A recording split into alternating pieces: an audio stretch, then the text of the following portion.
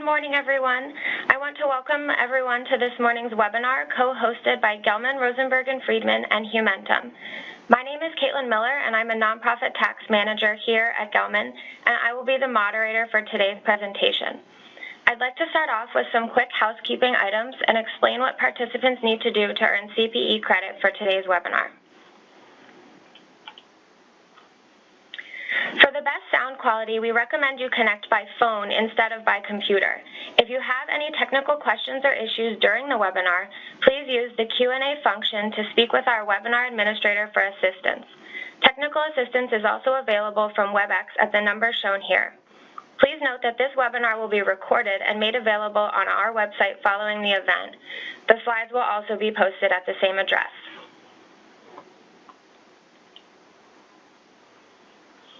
Webinar participants seeking CPE credit for this presentation must complete and submit a short evaluation survey that will automatically appear immediately following the event. Please write down the CPE words as they are given. They will not be provided again. You will be asked to recall these words in order to receive CPE credit. If you have an active pop-up blocker, please take a moment and disable it now so that it will not block the survey. Any technical questions about the survey may be addressed to Dominic at dacosta@grfcpa.com. As the title of the webinar implies, today's learning objective is to provide attendees with a better understanding of the new tax law and its impact on exempt organizations. One CPE credit is available to attendees of today's webinar. At this time, I would like to introduce Humentum's Manager of Corporate Partnerships, Jessica Walker.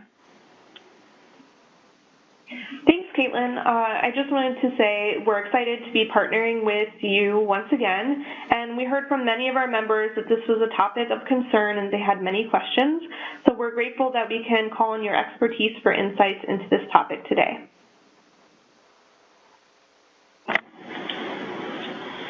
Great, thanks, Jessica. With all of that, welcome again to today's webinar, The Implications of the New Tax Law and Impacts to Tax-Exempt Industry, co-hosted by Gelman, Rosenberg Freedman, and Humentum. I'd like to introduce the speakers for today's webinar, Steve Kellen and Dick LaCastro. Together, Steve and Dick co-lead the nonprofit tax department here at Gelman, Rosenberg Freedman. They provide comprehensive consulting and tax compliance services to more than 600 nonprofit clients. Collectively, they have served over 70 years in public accounting. Dick is also the chair of the AICPA's Tax Division Technical Resource Panel for exempt organizations. So I'll go ahead and turn over the slides to Dick. Good morning, everyone, and welcome.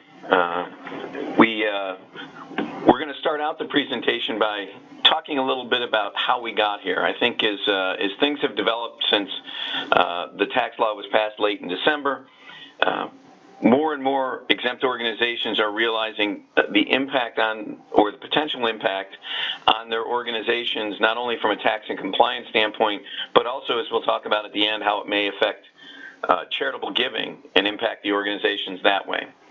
So a little bit about the Tax Act.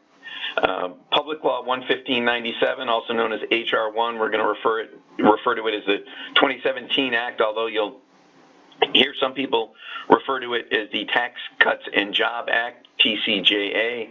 But interesting fact, if you like to follow things that happen in Congress, that name was too short, so it was ruled inappropriate and needed to be expanded. And there's a really long name to the act, but we'll just call it the 2017 Act. So looking a little bit about the background here and how we got here.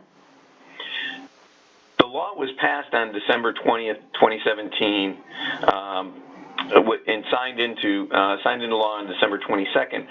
So it was drafted and enacted over a very short time period, and many of the provisions were effective after December 31st, 2017, even as it relates sometimes to organizations that may have fiscal years, as we'll talk about throughout the presentation.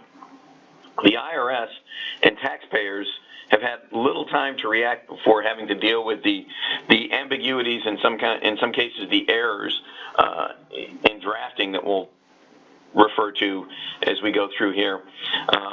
And the IRS has, over recent years, been, I'll say politely, resource constrained. They haven't had the resources to the people to issue guidance and do other things that they'd like to do, their budget has been cut over the last several years. The good news in that is that they do have some authorization to hire folks, and in some meetings with the exempt organization folks a few weeks ago as part of the EOTRP, the IRS did indicate that they were going to be hiring, but the impact on the ability to issue guidance and respond to these changes quickly is really not going to be felt by the new hiring, we don't believe, because their current resources with experience are dealing with these issues. So with that as background, a little bit about what we're going to talk about today and the four key provisions that directly impact tax-exempt organizations. And some of these provisions will affect very few taxpayers but have a big impact on them, and others will affect a wider range of taxpayers but maybe smaller dollar amounts, but when you add up the impact on the sector as a whole may be very significant. So the first, we're going to just do a quick overview. The first one we're going to talk about is executive compensation and excise tax on certain compensation paid to highly paid executives, generally over $1 million. The second provision, university endowments, there's a new excise tax on net investment income of certain college and university endowment income, and we'll talk about the specifics in that. Thirdly, and this will change, the first two will impact probably smaller amounts of the members of the tax-exempt sector, but could have a potential big impact. The last two will have more wide-ranging effect, we believe. The changes in the calculation of unrelated business income, as well as how those losses are used going forward, and we'll spend a little bit of time talking about that. And the big one that's on everybody's mind, because it really, particularly in the D.C. area and other areas where certain fringe benefits may be required by locality to be provided, disallowance of deductions for certain fringe benefits, which then translate into, as we'll see, an increase in unrelated business income for tax-exempt employers. And we'll explain why that is and kind of what the thinking was behind that. So those are the four provisions that we're going to talk about as we go through the presentation. Okay, so we've come to our first polling question, which is, are you concerned that the $1 million threshold on compensation will impact your organization? It's either A for yes or B for no. And while we wait for everyone to answer, I wanted to announce that JRF will be hosting a seminar on July 19th for 1 CPE credit. It will be co-hosted by JRF and Tabush Group, and it will be led by recognized IT experts to learn what savvy organizations are doing to ensure that they are protected while also streamlining their IT.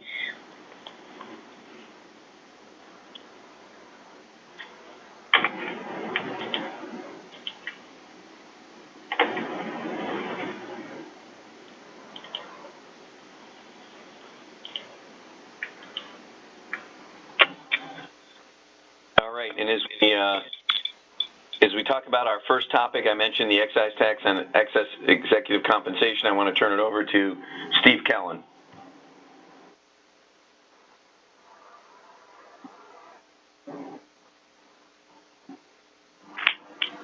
Hello? Can anyone hear me? Yes, Steve. You have, okay. All right. Sorry, that somehow the thing had me on mute. All right.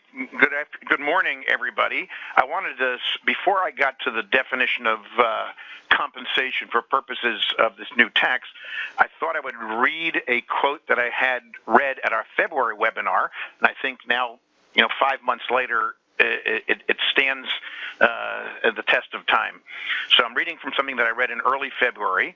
The UBTI reporting changes were one of many provisions in the tax law that were drafted in a recklessly hasty manner.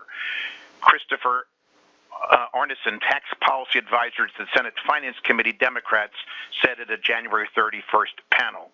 It would have been very easy if this bill had been thought through in a more meaningful way to have some real guardrails in the legislation.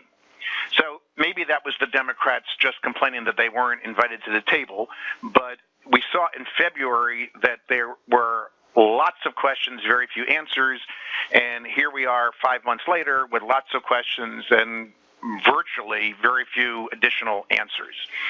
So with that as background, I'll talk a little bit about our first topic is the excise tax on executive compensation. So the key phrases that you have to know and are highlighted on the screen are applicable tax-exempt organization, compensation, covered employee, and the $1 million. I point out that as we will mention a couple of times during this presentation, beginning for tax years starting January 1st of 18, there's a new corporate flat rate of 21%. We'll talk about some of the complexities in that later, but generally speaking, in the long term, it's a 21% tax on this. So who does it apply to? So an applicable tax-exempt organization is a 501c or 501d organization. It's a political organization, and it's an organization whose income is excluded under Section 115.1, which is for income from performing an essential government function. Our focus today will be on 501c3 entities. Who will this likely impact? Who you might think. Hospital systems, large trade associations, and universities come to mind. At the university setting, it is likely to be the president, but in today's world, it is maybe even more likely to be a coach, certainly at a big school. So one of the quirks so far unanswered is it appears that this provision only applies to 501c3 entities and does not apply to state universities. So if you're a fan of sports, you may know that Coach K at Duke, the basketball coach, and Coach Saban at Alabama, the football coach, both are reported to be making around $7 million a year. As the law would read on his face, it sounds like Alabama would not be subject to the excise tax, while Duke would be. I'm not sure that was their intended result. Also, some state universities have opted over the years to get a separate ruling that they're an exempt organization under 501c3. So they're still a state university, but they hold this determination letter from the IRS. Is that going to subject them to this tax if that was not the intention to include state universities? Okay, so from there we've now defined an applicable exempt organization. Now we need to know who's covered. A covered employee is the 5 highest paid current or former employees, irrespective position or title. So you just have to start counting from the top. It also includes former employees. So if you were a top 5 in a prior year, you stay a top 5 forever. Once covered, always covered. The list can continue to grow. There is a carve-out for licensed professionals providing medical services, and the statute talks about doctors and veterinarians. Does that apply to a hospital administrator? Probably not. We don't think that will likely. There's no definition of medical services. How about an administrator with a separate medical practice? Can you at least carve out the medical piece and see whether he or she is subject to tax on the balance? How about the head of laboratory services? Most people would say that's a critical part of providing medical services, but is it medical services as defined in the statute, or not defined, but listed in the statute, yet to be defined? And finally, what is the impact of state law, practice of medicine, and licensing issues? So one last point before we move on this is, while the rule is effective for compensation paid after 12/31/17, the measurement of a covered employee starts for any year after 12/31/16, so that you can be, based on 17, you can be classified as a covered employee. There's no tax on your 17 pay, but it already puts you into the top 5, which may or may not be relevant depending on where that person stands in the top 5 list for 2018 or beyond. All right, so we know those.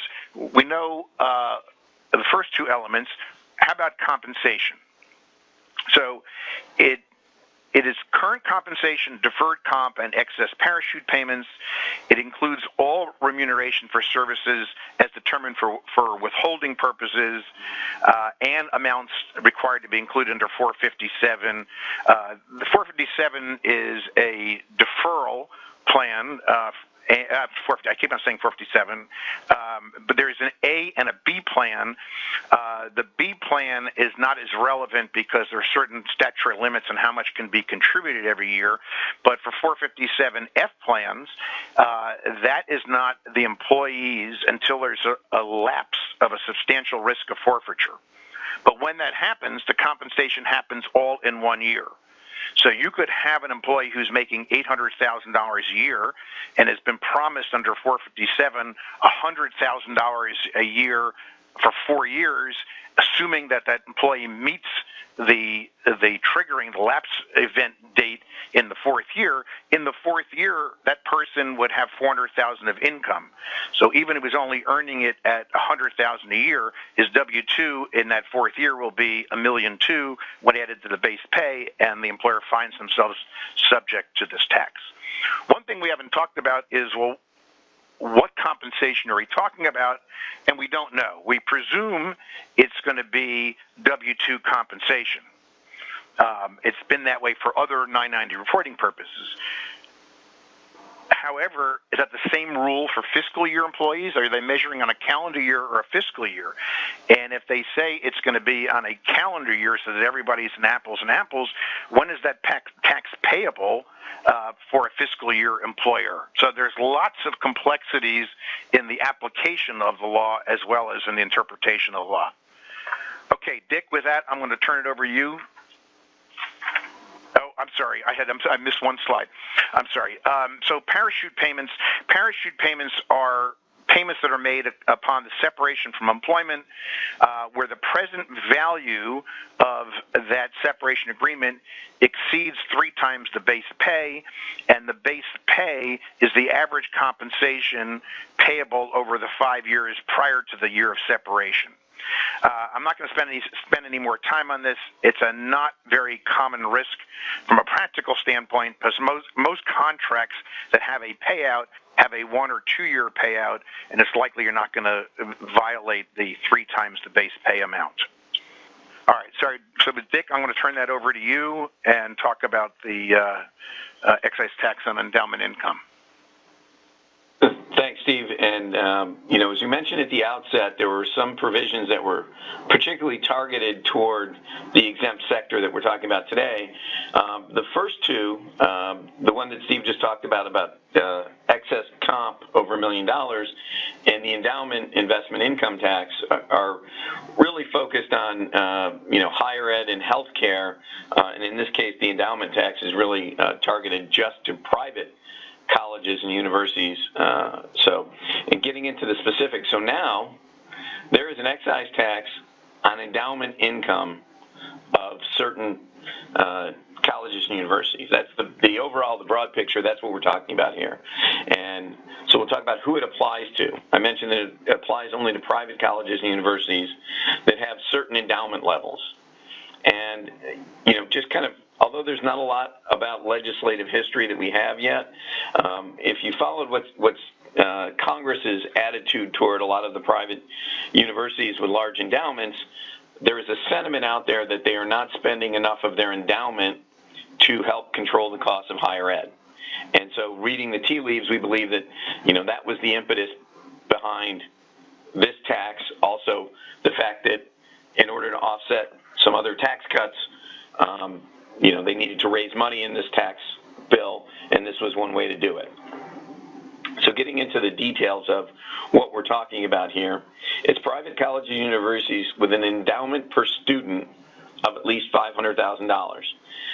Is the law developed? I believe when it first was drafted, the endowment per student level was lower, maybe as low as $100,000 or $200,000, then went up to $250,000, and finally ended up at $500,000. How many colleges and universities does that affect? This law, probably about 30. I believe Harvard, which is one of the organizations that would be impacted by this. I think if it had applied to them in previous year, they estimated that the impact on them would be in the tens of millions of dollars. So this is one of those provisions that may not have widespread application, but those that it does hit, it hits pretty hard. So there's a 1.4% excise tax on net investment income, and you think, where did that come from? Well, a lot of these concepts are similar to the private foundation rules, where private foundations pay an excise tax on their investment income, and the private foundations pay either a 1 or a 2% tax, and there was a provision in this law that got stripped out before it was passed that would have said instead of 1 or 2% and doing this convoluted calculation that sometimes occurs if you're familiar with private foundation taxation, they said let's just make it a flat 1.4% for everybody and get rid of that calculation. So they borrowed from that, but they borrowed from a provision that ultimately didn't make it into the law. So if it seems like an odd number, that's really where it comes from. As I mentioned, it's limited to institutions with at least 500, and I put in quotes, tuition-paying students, and greater than 50% of their students are located in the U.S. So you have to have at least 500 tuition-paying students. Well, the tuition-paying piece was not in the original bill. It was added by the Bipartisan Budget Act that was passed early February of 2018. There was a provision that would have carved out some of the institutions that this would apply to but don't charge tuition. It was ruled by the parliamentarian, if you knew there was such a thing in Congress, that it was out of order because I think of the narrow scope and who it impacted. So the original rule didn't limit it to tuition-paying students, but that was put back in the Bipartisan Budget Act less than a month and a half later. It does not apply to state colleges and universities. Interesting thing, when we talked about the excess compensation rules, state colleges and universities, they reference 115.1. State colleges and universities are typically not subject to tax under intergovernmental immunity. They're part of the government. Governments don't tax other governments, except if there's a specific provision in the code, which is under 511A2B, is the provision that pulls state colleges and universities into the unrelated business income tax regime. So there's a specific provision that is a carve-out from that intergovernmental immunity. And so here, they referred to, does not apply to state colleges and universities under 511A2B, which we think has broad application to state colleges and universities, unlike the provision Steve mentioned, 115.1, which is very narrow. So how do we calculate our $500,000 per student to determine whether or not this tax applies on our net investment income? And as I mentioned, the definition of net investment income really borrows a lot from 4940C, which is the provision which impacts private foundations. So it's calculated on the aggregate fair market value of assets at the end of the preceding year, but excludes assets used in carrying out the exempt purpose. Now, a couple of points about that. So that's, again, similar to the private foundation situation where you have an endowment, you have investments, and then you have those assets like your office, your desks, your chairs, your things that you use to give grants and carry out your exempt purpose. The interesting thing here is colleges and universities have a lot of mixed-use type of assets, and so we don't have any guidance on how they calculate that particularly, but so the mechanics of this can be very complex. There's one issue that the IRS did address in Notice 2018-55, which was when you receive donated assets like stocks, technically, even though for financial statement purposes you may book those at the fair market value as the date of donation, for tax purposes, it's the carryover basis from the donor. Well, you can see that colleges and universities which have billions of dollars of endowment assets would have to go back and go through their endowment and figure out what the fair market value when they sell it, because that's investment income, what the carryover basis, not the fair market value, on the date of donation. Obviously, this would be a logistical nightmare, and the IRS issued this notice that said, really, you can use as basis the fair market value as of December 31st, 2017. So that's one of the few bits of guidance that have been helpful that we've gotten from the IRS on some of these tax provisions. One final note on that is it also includes assets and net investment income of related organizations. Some organizations, including state colleges and universities, may have related C3 organizations that hold these assets. And so it's a similar concept to the 990 related organization language, but we don't have any guidance on that. So that's it on the excise tax on endowment investment income, which brings us to our second polling question. Thanks, Dick. As you guys can see, our second polling question is, how many sources of UBI does your organization have? A, 0, B, 1, or C, more than 1? Please take a moment now to answer. While participants are recording their answers, I'll go ahead and provide the first CPE word. The first CPE word is pay. If you want to receive CPE credit, please jot down the words because you'll need them at the end of the presentation for the survey emailed following the webinar. Again, the first CPE word is pay. P-A-Y. While we're waiting on the poll to close and the results to appear, please check out the GRF website at www.grfcpas.com/webinars for all of our upcoming webinars and all of our previous slide decks and recordings. Today's slides are already available, and the recordings of today's webinar will also be available following the event. Thank you, Caitlin.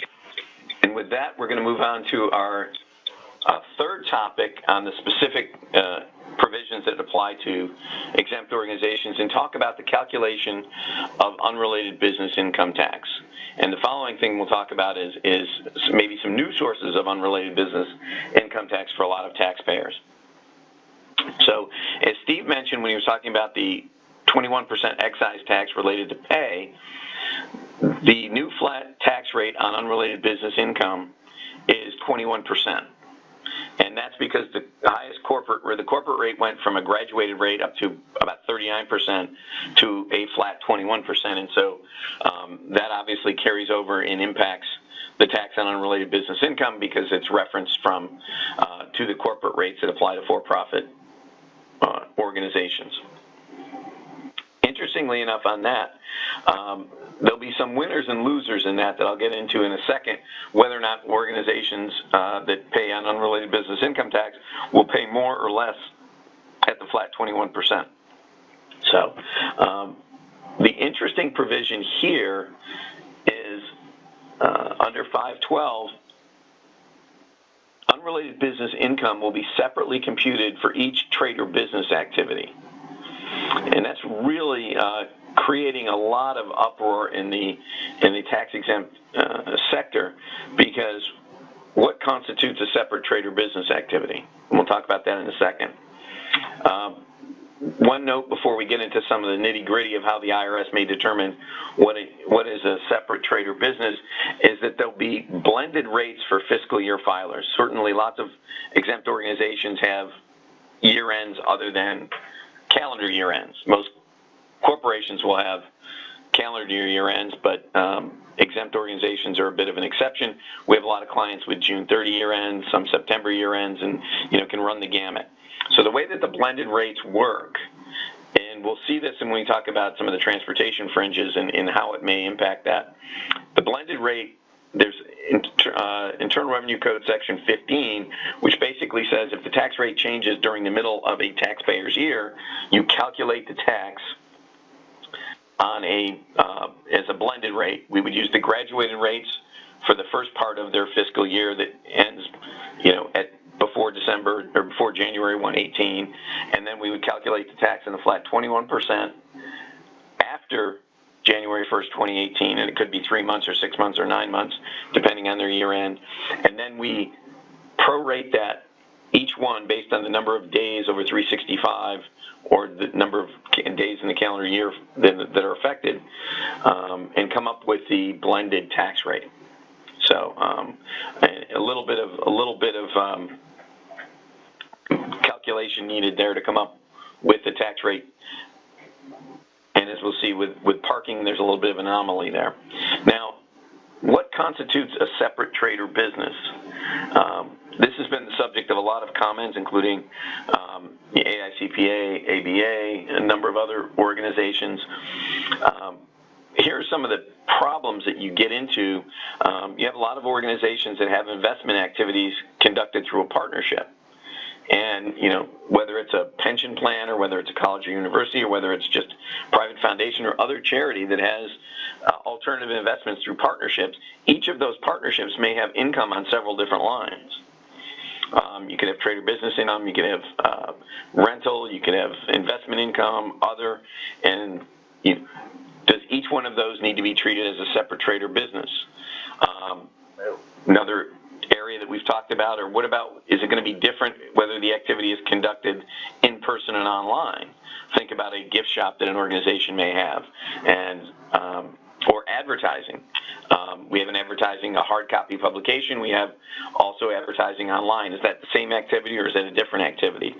One thing I just wanted to share on this, and you can get into a lot of shades of what could be a separate trade or business or what should be grouped together. You'll hear the term buckets, you'll hear the term silos. The ABA submitted comments, and they talk about, and I think it's similar to what lots of other commentators may address, is there are certain things that are an active trade or business, that you're actually conducting a trade or business.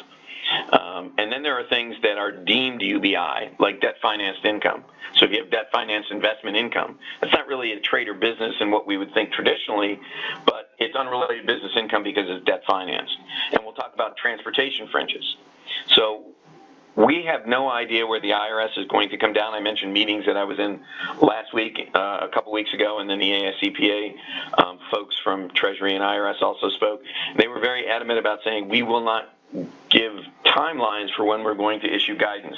But they are more and more, and we'll talk about this at the end, hearing about tax-exempt sectors' unhappiness with these changes, not only because of additional taxes, but what may be increased compliance costs. So, as we said, one of the concepts that's floating out there is the concept of deemed UBI and having those all treated as one activity versus the active trade or business, and including investment activity through a partnership. If it's just investment, you don't own certain amounts. We think that should all be grouped in this other and be able to offset gains and losses from those activities. But we do not have any guidance, and the IRS had talked about guidance by the end of June, but again, we have no set timeline on that. So with that, I'm going to turn it over to Steve to talk about changes on the corporate side in AMT and NOL and how they impact exempt organizations. Sorry, I was on mute. I was telling some really interesting stuff. I just was on mute. I was going to say that the polling, the first poll that we did, 10 of our participants were concerned about the $1 million compensation excise tax, and that doesn't surprise us that it applies to so few. The second polling was, how many sources of UBI do you have? And about a quarter, maybe a third of the people said 0. And so we want to revisit this poll maybe at the end of our presentation to see if you still think it's 0. All right, so let's talk about AMT. Alternative minimum tax was enacted sometime in the mid-'70s, and both for corporations and for individuals. One of the quirks was that if you had an existing NOL, you could only offset your current income by prior year losses equal to 90% of your current year income. So you would always have a minimum of 10% of income. And it was a little bit of a complication, but it's existed for 40 years. As part of this bill, AMT was repealed. So there is no corporate AMT. Generally, there's no carryback of net operating losses. If you have NOLs that were generated for year ending before January 1, 18, they're not impacted. They can be used against any future source of income. There is no siloing or bucketing. For post 12/31/17 losses, you can use your NOLs, but only in the silo or bucket source of income that generated the NOL. One of the other changes is for post-17 NOLs, you're limited to 80% of your taxable income, although you can use your earlier NOLs on any income. We're still waiting for some guidance on the transition rules about if you have pre and post, how do you use them, how do you apply them. There's been some talk about using taxable subsidiaries, because if you put it into a taxable subsidiary, you can combine activities of different trades or business, and it's only one net taxable income. So if you're an organization that has two or more UBI activities that are 100% unrelated to your mission, then creating a subsidiary and dropping these activities in could substantially provide tax benefits, easily outweighing the administrative costs of compliance or having another entity.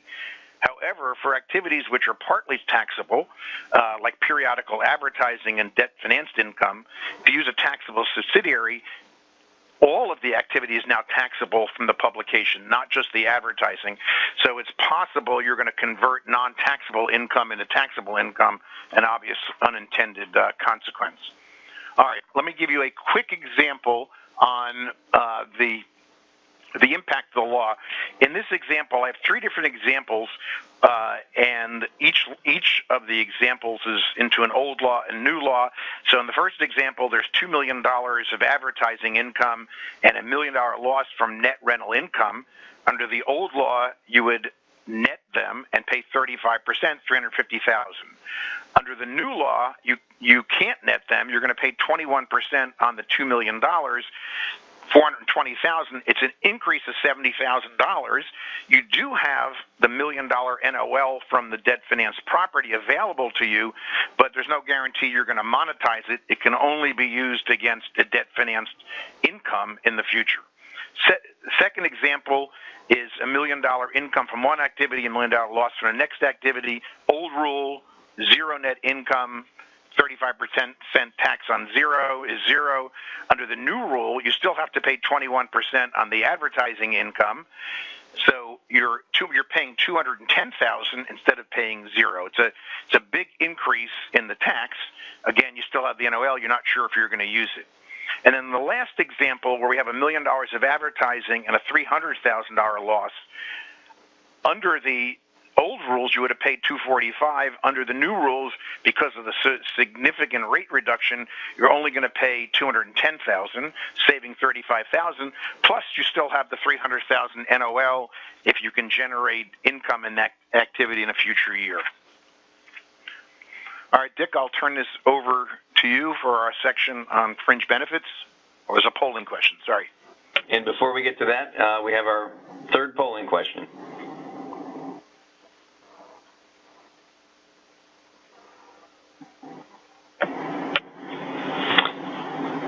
Polling question is, do you provide parking as a tax-free benefit to employees?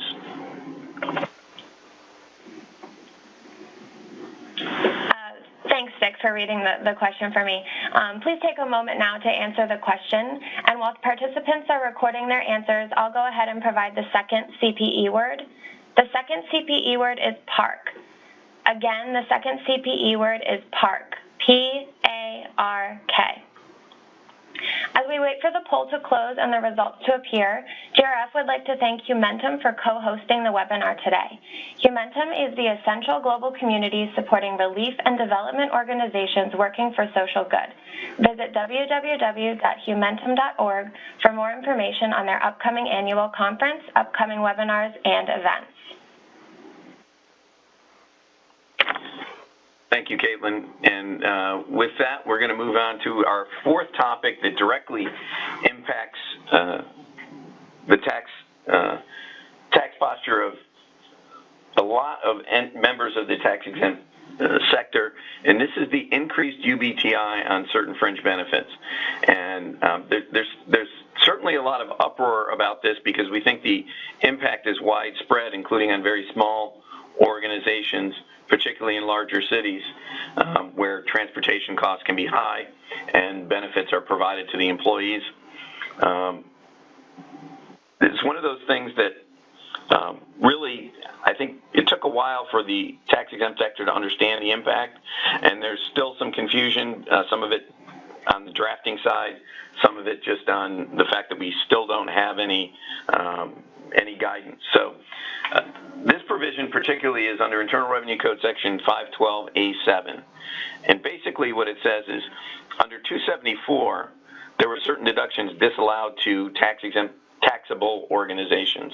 And the idea was that in order to create parity, if the taxable organization doesn't get a deduction, it in essence increases their tax by 21% of the denied deduction. And they said, well, we think the thinking was, well, then tax-exempt organizations should pay 21% on the value of this. And the flaw in that logic, as I see it anyways, is that taxable organizations traded a lower rate for less deductions. So they got a lower corporate rate, and they gave up some deductions. Tax-exempt organizations, their tax rate went from 0 on the provision of these benefits to 21%.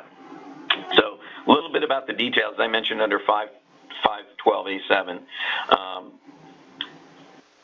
These fringe benefits that increase the UBTI for tax-exempt organizations are qualified transportation fringe benefits, parking facilities used in connection with qualified parking, and you'll see my last bullet point, on-premise athletic facilities. There was a confusion when the interplay between 274 as it was changed in the law and 512A7, and 512A7 says that you increase UBTI by the amount for which a deduction is not allowed under 274. Well, 274 has changed. Originally included some language on on-premise athletic facilities, but the ultimate version that they adopted did not. And so the IRS, I think, has acknowledged the fact that they believe that on-premise athletic facilities does not increase UBTI due to the drafting error. So a couple of things that we've run across is, does this apply to global employees? If I provide transportation benefits to somebody in another country, does that come in under this provision 512A7? Our initial reaction is we didn't see anything. We haven't looked at it in detail, and we don't have any guidance, but we couldn't find anything that would exclude that. We deal with a lot of clients that have international employees, so that question was brought to us. One area that we have seen a lot of confusion is that 274 denies deductions for certain things to taxable organizations, some meals and entertainment, some other things. A lot of people are saying that, because of that would also result in an increase in UBTI, and we think that is too narrow or too broad a read of this, because 512A7 only mentions qualified transportation fringes specifically and not some of those other things. But we have seen some confusion out there as it relates to that. Moving on to the next area, we say, okay, we've got these fringe benefits like transit passes in the DC area, metro passes or whatever, or I provide parking or I pay parking. So what constitutes, because the increase in UBTI is the amount that's paid or incurred by the employee. So the employer pays the benefit and provides it to the employee tax-free. Employer includes it in taxable wages. Employee pays with pre-tax dollars.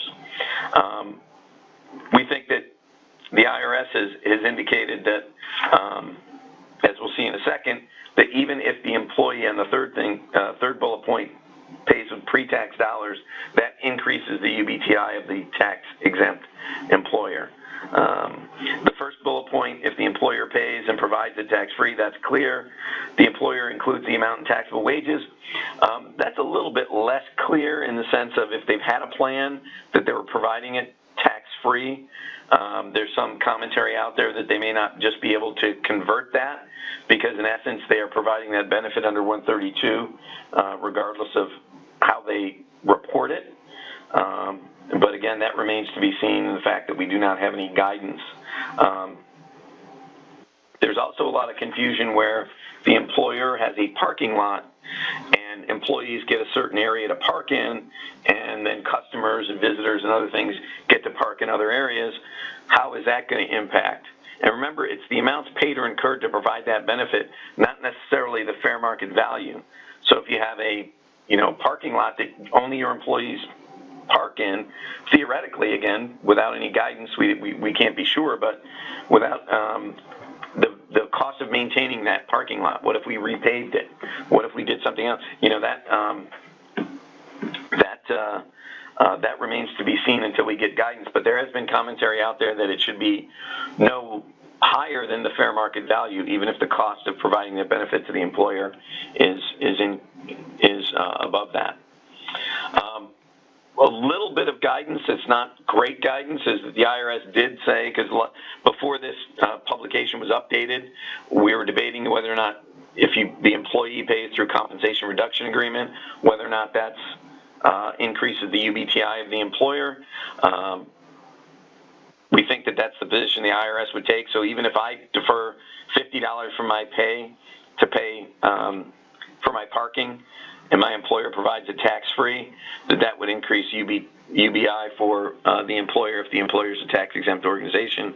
Several groups, including ASAE, AICPA, Council of Nonprofits, have already submitted comments, and we'll talk about that at the end, to delay the implementation of 512A7 as well as 512A6, the provision on how we calculate unrelated business income. Before we get to that, one of the issues that comes up with us is whether or not, if I do have transportation fringes that I provide tax-free, do I have to make estimated payments? And the practical answer is yes. If your liability is over $500, you should be making estimated payments. The interesting thing about that is there's been a lot of commentary to say at least provide, because we have no guidance on how we calculate that, at least provide us with information or a relief, put information out there that says, look, because of the confusion, we're going to waive any problems with making estimated payments, at least for that first year. That's assuming that we don't get a delay, which we're hoping for, but is anybody's guess. So I guess the next thing that I wanted to talk about a little bit is where do we go from here? The IRS has updated their priority guidance plan to reflect implementation of tax issues, including executive comp. But remember, there are a lot of provisions in this tax act that impact corporations, and the provisions we talked about are just a small part of that. Their goal for guidance was June 30th on some of these issues. We obviously that's come and gone, and we don't have a timeline on issues. Hopefully later this year. When I talked about and Steve gave an example of the NOLs and how we use them and how we calculate separate trade or business, the IRS is in the process of amending 990T to help adjust for the changes in the tax law.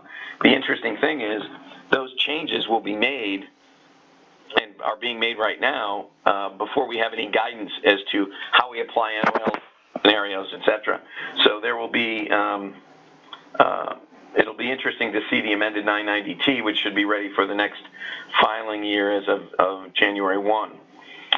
Technical corrections, there is talk of Tax Reform 2.0 making individual tax cuts permanent, which will also cost and raise the deficit, and whether or not they will have to raise revenue, and other provisions could come in that were dropped. For example, the tax on royalties that was in the original bill and then stripped out based on, I believe, lobbying from some large groups, whether or not that could sneak back in. So it's really an uncertain landscape here, and we don't have guidance from the IRS, and things could change as we go through the summer.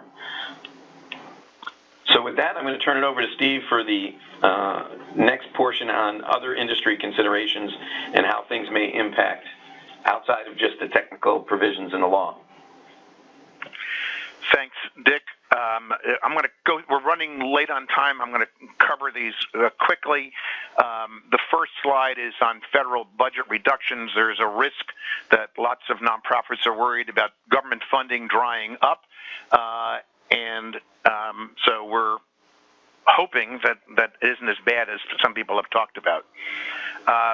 Really, what I want to talk about is the individual income tax impacts and how that may affect people, and whether it has a rollover into charitable giving. It's important to know that this tax act changed the standard deduction to $24,000 for married filing joint and $12,000 for single. There are no personal exemptions, but with $24,000 standard deduction, the thought is a significantly lower percentage of people who itemized deductions in the past will do so going forward. So is that going to impact charitable giving if there's not a tax benefit for each marginal dollar that you give? The other really significant consideration that has an implication with exempt organizations is the SALT deduction. SALT, S-A-L-T, is an acronym for state and local tax. It includes taxes you pay on income tax, on real estate, to a state, to a county, to a city, all of those, and there's a $10,000 cap on those deductions. The impact is really greatest on high income or high real estate tax states. So on the income side, that certainly is D.C., Maryland, and likely Virginia. Virginia isn't quite as high. And on the real estate side, I think all three jurisdictions are pretty high. So you're going to be capped. There are creative workarounds that some of the more aggressive states are working on that will try and convert state tax payments into federal charitable contributions, but Treasury has said they're going to fight those. The only point I want to make on this is donor-advised funds, and give you a quick example. It doesn't make a difference how much SALT deductions you have as long as it's over $10,000, but suppose you gave $20,000 charitable contributions and that was your only other deduction. Your itemized deductions would be $30,000. The standard deduction is $24,000. You only got a tax benefit on $6 of the $20,000 that you gave. One strategy is to, in year one, contribute to a donor-advised fund, which is at a separate 501c3 charitable organization, and give them 5 years of contributions. So instead of giving $20,000, you're going to give them $100,000, and your deductions in the first year will be $120,000 plus the $10,000 of SALT, and in the future 4 years, you take the standard deduction and you use that donor-advised fund to reallocate your charitable contributions in years 2, 3, 4, and 5 to the charities that you want to support. So it's a good strategy for people who have large contributions and not much more other than state and local tax. On the next slide, contributions are being increased from 50% of AGI to 60%. We don't think that's particularly relevant. Charitable deductions are not allowed for amounts paid that give you the rights to seats. Used to be deductible at 80%. They've doubled the state tax exemption, and I think I'll just move on from there. Dick? Steve, one note on that, just about charitable giving in general. For 2017, for the first time, charitable giving exceeded $400 billion. It was about $410 billion. For some of the reasons that Steve went into, we think that was, we don't know yet, but we think that was a big driver, people bunching their charitable contributions into 2017 because of the changes that would occur in 2018 and after. Some of the estimates we've read about the decrease in charitable giving on an annual basis range from $3 billion to $20 billion a year. So in addition to some of these things that some of the increase in tax compliance and tax cost, there's also maybe a hit on the other side on the revenue coming in. and Steve, you'd already mentioned the donor advised funds, and I think we can move on from that unless you have any final thoughts. No, I'm okay. And speaking of final thoughts, with everything you've said, you say, well, gee, these guys are a bunch of downers. They're just telling us bad news. We understand that this is a frustrating and a tense time for a lot of tax-exempt organizations that have that are uncertain as to what the impact will be. And one of the things that Steve mentioned about the strategy about bunching contributions, we understand that that can impact your budgeting and a number of other things. So one of the things that as practitioners, and the National Council of Nonprofits reached out to us and said, look, here's a way that people can go and let their voice be heard. And there's lots of calls from, as I mentioned, ASAE, AICPA, ABA, National Council of Nonprofits to say, look, you need to delay. And some organizations are saying you need to repeal.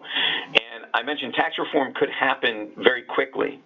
So and the impact could, again, hurt the tax-exempt sector. So if you're concerned about that for your organization or just as a concerned citizen, you can let your voice be heard, and we have the link there, and the request that was made of us to let you know that how you can request the Treasury and IRS delay implementing these two new UBIT provisions as it relates to the 990T. So. You can use this link and check it out, and if you have questions, I'm sure you can contact the National Council of Nonprofits. They'd love to hear from you. And with that, I'll turn it back to Caitlin. Thanks, Dave. Before we wrap up today, I wanted to provide the third and final CPE word. The third CPE word is SALT. Again, that word is SALT, S-A-L-T. And we're running really short on time, but we're going to try and squeeze a few quick questions in. A lot of them are surrounding the parking benefit. One that I thought was interesting is, we lease our building, and as part of the lease, we get parking spaces that are used by our employees. Does this mean we have UBI? And let me address that one, and I think the answer is that, so you have a parking spot that are, your landlord lets you use so many spaces and you provide them to employees. Again, we don't have specific guidance yet, and we've talked about these situations with the IRS. They've heard about it in comments. They are considering, they're really trying to understand all the different permutations. But based on my reading of the law and without any other guidance, I would be concerned that we would have unrelated business income for the cost of providing that. And then the question is, what is that cost? Is it a proration of my lease because it's not separate? Is it the fair market value as allocated because of what other people would pay for that spot? Again, we don't know. Another question, we don't provide tax-free parking, but we provide pre-tax transit benefits. Will the new rule apply to the transit benefits, not parking?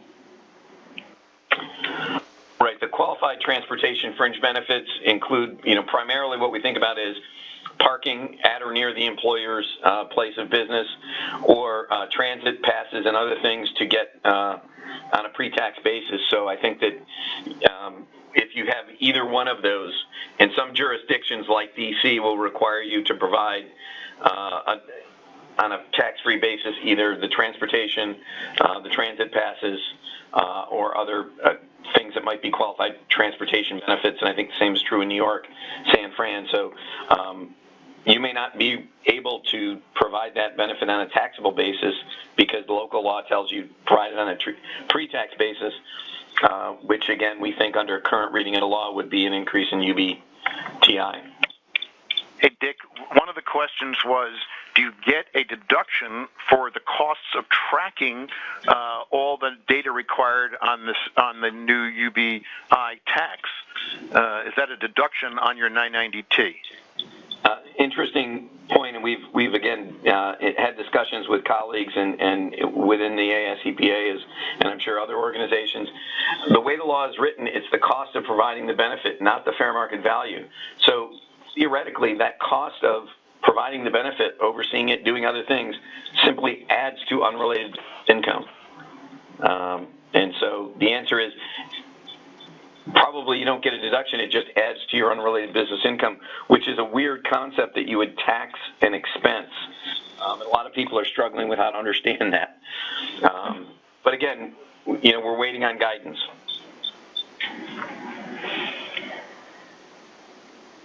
Okay, I think that's all the time that we have for today, so we're going to go ahead and wrap up. GRS and Humentum would like to thank everyone for attending today's webinar. We encourage you to always check our website for upcoming events and updates at grfcpa.com/resources/events. And if you have any additional questions after today's program, please feel free to reach out to us. Our contact information for Steve and Dick appears here on this slide. Thank you again for attending, and have a great rest of your day.